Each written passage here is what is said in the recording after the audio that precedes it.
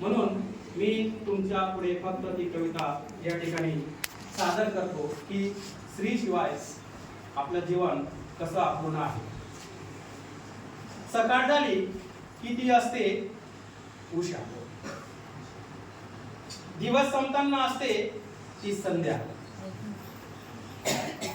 झोपी जाताना असते ती निशा, झोप लागली तर ती असते सपना, जीवनात वाचावी अशी ती गीता, प्रत्येकाला असते ती भावना, सर्वांना एकत्र ठेवते ती एकता, शिक्षण घेताना मिळते ती विद्या सरस्वती, नोकरी उद्योगाने मिळते ती लक्ष्मी धनश्री संपदा समृद्धी.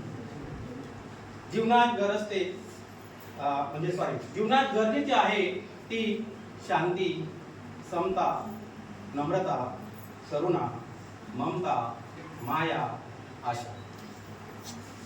मंदिरात असते ती दर्शना, वंदना, पूजा, श्रद्धा, भक्ती, आरती, गायत्री, अर्चना, प्रार्थना.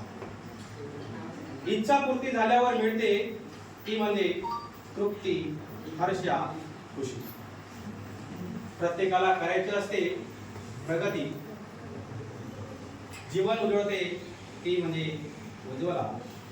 माझ्या डोक्यात आलेली ही कल्पना, म्हणून केली मी ही रचना कविता.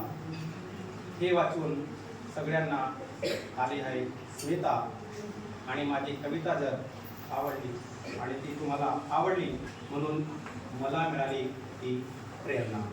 म्हणजेच